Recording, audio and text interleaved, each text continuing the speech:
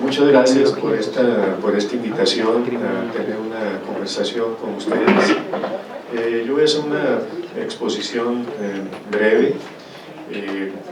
Voy a solicitarles un mayor ejercicio de abstracción y de imaginación. No tengo una presentación en PowerPoint, entonces no va a ser a veces puede ser un distractor, a veces puede ser muy útil. Yo más bien les voy a hablar no tanto de América Latina. Creo que sería muy ambicioso hablarles del tráfico de drogas en América Latina y del surgimiento de las prohibiciones en cada uno de los países en América Latina, el desarrollo en cada uno de ellos, las características de las sustancias o de las plantas ilegales que se cultivan en cada uno de ellos o las que no se cultivan, y el papel que han jugado y que juegan todavía algunos países en esta cadena de valor. Lo que sí es cierto, y eso ustedes lo saben mejor que yo, es que la discusión sobre, por ejemplo, la marihuana o las metanfetaminas o otro tipo de drogas en América del Sur nunca ha tenido la importancia que ha tenido la cocaína. Entonces, la hoja de coca y la cocaína. Yo recuerdo en varias ocasiones que he estado en algunos países, he estado en Brasil, en Ecuador, aquí mismo, en Perú, en Colombia, donde el centro de las discusiones es la hoja de coca y la cocaína. O sea, el caso de México es muy distinto. El caso de México, yo comenzaría por hablarles de cómo surge el campo del tráfico de drogas en México. Y como en gran parte de nuestros países, esto tiene que ver con las reuniones internacionales que se realizan a principios del siglo XX a instancias de Estados Unidos principalmente y otros países,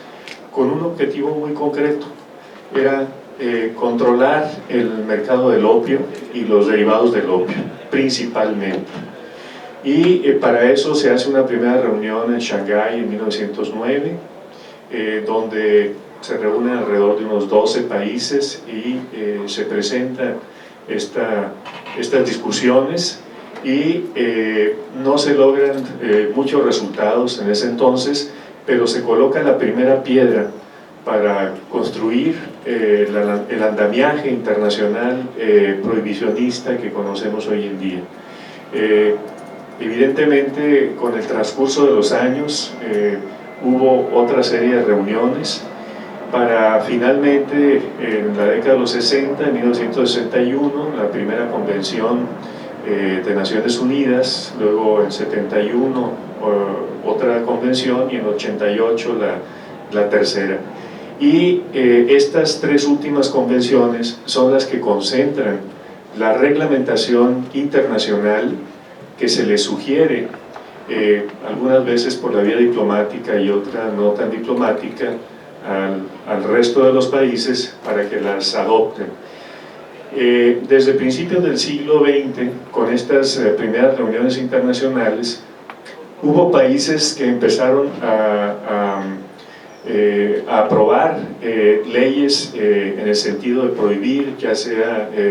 digamos, el cultivo de la amapola o el cultivo de hoja de coca o el tráfico de opiáceos, el tráfico de cocaína, posteriormente de marihuana, etc.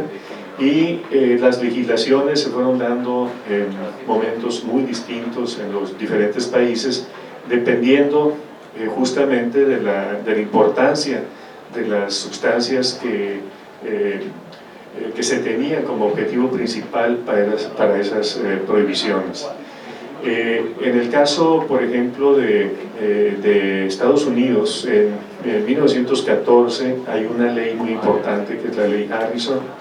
donde ya hay una prohibición muy concreta sobre el opio, los derivados del opio y sobre la cocaína, aunque en términos de de consumo, de mercado en Estados Unidos, el consumo de cocaína todavía no tenía la importancia que tenían los opiáceos. Y además, lo que se cristaliza en la ley Harrison en 1914 tiene un antecedente de los 25 o 30 años anteriores, donde movimientos de tipo religioso, grupos de tipo religioso y ciertos sectores del cuerpo médico van impulsando esta idea de que había que tener mayores controles de parte del Estado sobre esta sustancia, particularmente el opio y sus derivados. Y bien, cuando se da esta prohibición de la ley Harrison en 1914 en Estados Unidos, en México son los años de la Revolución Mexicana. Entonces, por más que hubieran querido algunos grupos revolucionarios hacer lo mismo que en Estados Unidos, no habrían podido porque estaban peleando entre sí y no era posible aprobar una ley, puesto que no había un Congreso constituido, había una disputa por el poder político. Sin embargo, el grupo que hasta ese entonces estaba dominando las luchas revolucionarias, o las luchas, digamos, entre los distintos grupos de la Revolución Mexicana, que era el grupo comandado por Venustiano Carranza, trata de aprobar, más bien, aprueba,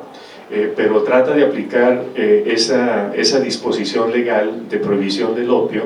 alrededor de 1916, es decir, 2 años después de la ley Harrison, con los resultados esperados, es decir, nulos, dada la situación de conflicto en el país. Sin embargo, esta primera disposición marca ya una especie de guiño de este grupo político hacia Estados Unidos para tener un reconocimiento político de que su grupo era el más confiable. Y también otro objetivo político que era ya muy digamos práctico, muy concreto, muy inmediato, era que una vez que Estados Unidos prohíbe el tráfico de opio, los cultivadores en México de amapola, ¿no?, de adormidera, aprovecharon esa situación para contrabandear el opio hacia Estados Unidos. Pero ese contrabando de opio se estaba realizando en ese entonces en México a través no de toda la frontera con Estados Unidos, sino que se estaba concentrando a través de la frontera de Baja California, es decir, un estado que tiene frontera con California en Estados Unidos, que en ese entonces era un territorio, y ese territorio estaba gobernado por un coronel que era enemigo político del grupo comandado por Carranza. Entonces ahí se puede entender un poco mejor el porqué de esa disposición también, porque ese personaje de la política mexicana durante los años de la Revolución concentraba el poder militar y el poder político, y además el tráfico de opio que se daba por la frontera de California estaba controlado justamente por el gobernador y por sus operadores más cercanos, es decir, su jefe de la policía y los familiares más cercanos, que además ese gobierno local había establecido disposiciones para vender licencias para la comercialización del opio. Es decir, a pesar de esas disposiciones de Carranza que no operaban ahí y no operaban en la mayor parte del país, ese gobierno daba licencias, vendía licencias, que en ese entonces eran alrededor de $10,000 por la licencia para operar el comercio de opio, y lo que decomisaba, el opio que decomisaba de traficantes que no querían pasar por esos circuitos del poder político, lo revendía a través de sus propios familiares. Y en Estados Unidos lo cambiaba por armas, y también una parte de los beneficios del tráfico de opio los utilizaba para pagarle a los miembros de su gobierno. O sea, parte de la burocracia de la época, que era muy pequeña, la pagaba justamente con ingresos provenientes del opio. Esto que les estoy narrando está en documentos de archivo del gobierno estadounidense, del Departamento del Tesoro y del Departamento de Estado, porque ellos, a raíz de incluso antes de la ley Harrison de 1914, ya tenían una vigilancia muy estrecha sobre México,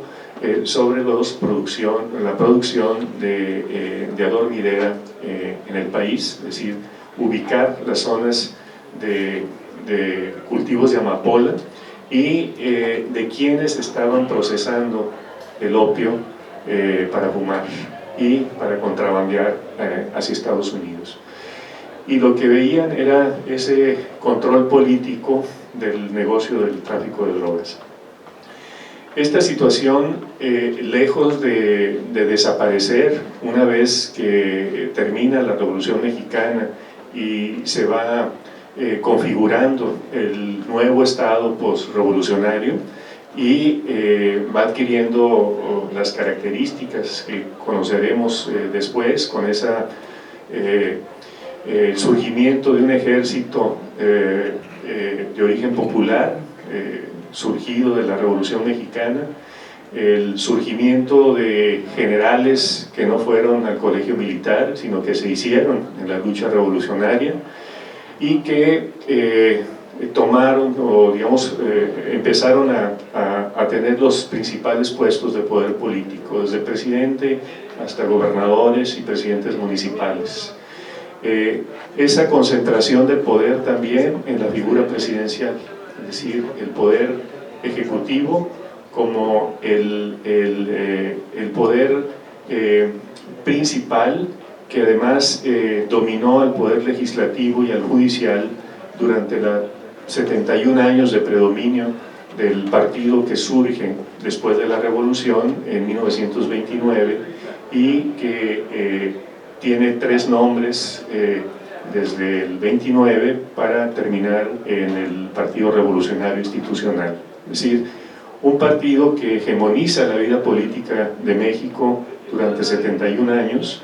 con esas características de concentración del poder en la institución presidencial, el poder ejecutivo, y la subordinación de los otros poderes, la creación de ese tipo de ejército y la capacidad de esas Fuerzas Armadas para tener una cierta presencia territorial en todo el país. La primera prohibición que se da en México no es sobre la dormidera, sino sobre la marihuana en 1920. Es la primera ley federal ya con aplicación en todo el país, ya una vez que se termina la revolución y se empieza a estabilizar, digamos, la situación política. Y la segunda es una ley en 1926 para prohibir la dormidera. Tenemos pues con estas 3 leyes, es decir, la ley Harrison en Estados Unidos y estas 2 leyes en México, la constitución del mercado transnacional de drogas ilegales o transfronterizo, si se quiere, México-Estados Unidos, y la creación de la figura del traficante. Si no hay prohibición, evidentemente no hay traficantes. Podemos considerar las 2 acepciones de la palabra tráfico, ¿no? Como negocio, digamos, como las transacciones legales, económicas legales, o como negocio ilícito, ¿no? Y de la palabra negocio, que es el no ocio, ¿no? Entonces, esa figura del traficante se va a ir consolidando gracias justamente a a esa decisión de prohibición, y los cultivos de estas plantas que se van a ilegalizar se van a concentrar en el noroeste del país, es decir, son básicamente 4 estados, que es Sonora, tiene frontera con Estados Unidos, con Arizona, el estado de Chihuahua, que también tiene frontera con Estados Unidos, con Nuevo México y con Arizona, y Durango y Sinaloa, que son los estados vecinos de esos 2 estados fronterizos. En la Sierra Madre Occidental, de esa parte del país, se van a concentrar la mayor parte de los cultivos de adormidera del país. Entonces, los traficantes mexicanos van a realizar su acumulación originaria gracias al tráfico de opio y posteriormente de heroína. O sea que se empieza ya a extraer heroína del opio y a traficar no solo el opio crudo o el opio para fumar, sino también la heroína. El estado de las vías de comunicación en esos años, para salir de esa zona de la sierra del noroeste del país hacia el mercado estadounidense, la vía más fácil de salida va a ser el ferrocarril que fue construido en la época de Porfirio Díaz, es decir, los 30 y pico de años que duró en el poder hasta 1910, que es la revolución, y ese ferrocarril llegaba hasta Nogales, es decir, en el estado de Sonora, la frontera con Arizona, y atravesaba los estados desde la Ciudad de México, llegaba hasta Nogales, atravesaba, digamos, el estado de Sinaloa y el estado de Sonora. Entonces, los traficantes que van a tener o van a aprovechar esa ventaja comparativa y competitiva van a ser sobre todo los traficantes originarios del estado de Sinaloa, en la costa del Pacífico, y se van a ir constituyendo como el grupo hegemónico en el tráfico de drogas en México. Es decir, son los más viejos del negocio, son los que tienen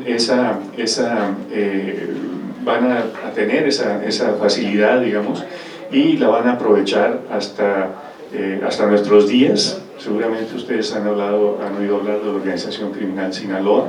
que es una matriz, digamos, que se crea desde una época muy temprana y de la cual se desprenden otros, ahí tiene escisiones esa coalición de organizaciones con liderazgo sinaloense. La primera escisión se da a finales de los 80, la segunda a principios de los 90, la primera es, digamos, Joaquín Guzmán a finales de los 80, la segunda los Arellano a principios de los 90, la tercera es ya en el 2000, después de la muerte de Amado Carrillo, de los Carrillo, y la cuarta los Beltrán Leiva. Pues todos estos formaban parte de una misma matriz que dominó el tráfico de drogas en México hasta finales de los años 80, ¿no? Y posteriormente de esa matriz surgen estos grupos igual o más poderosos que la matriz. ¿Qué es lo que sucede durante todo este periodo? Que los cambios políticos en México, digamos, el surgimiento,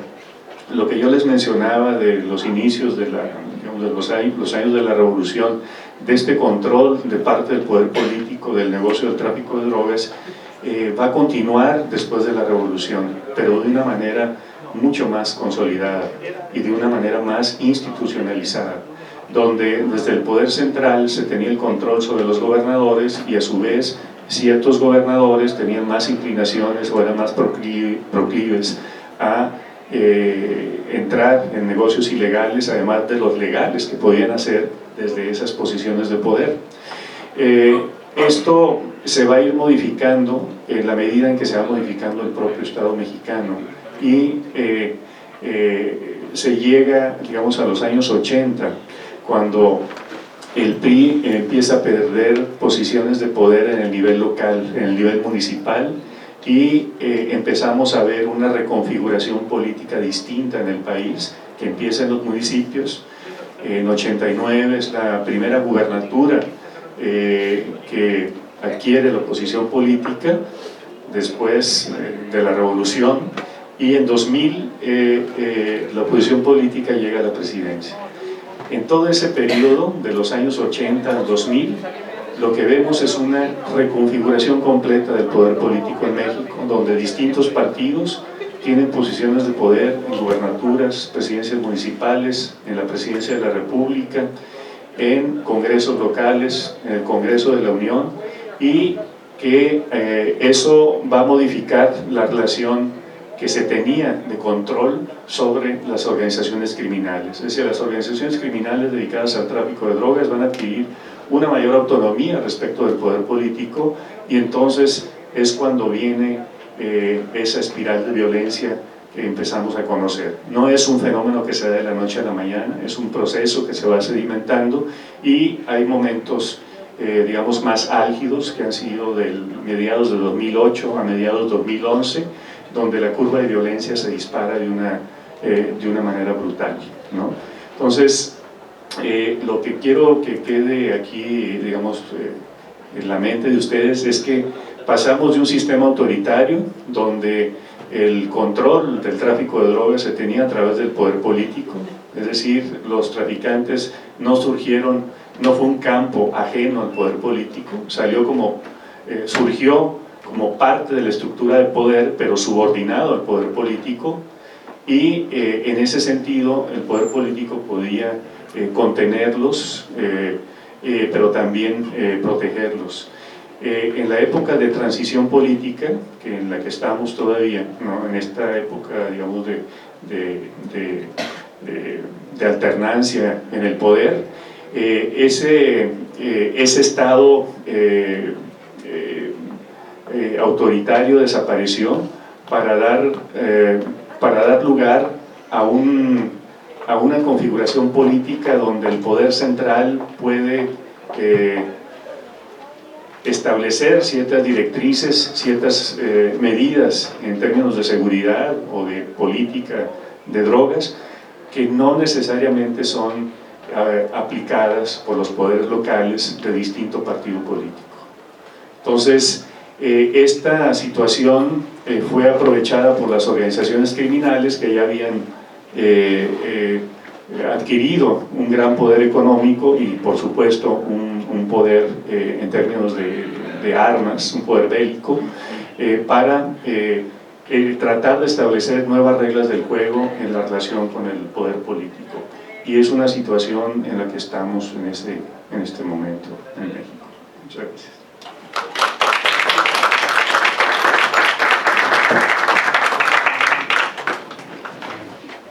Señores, les agradecemos por su participación. Muchas gracias por venir. Buenas noches.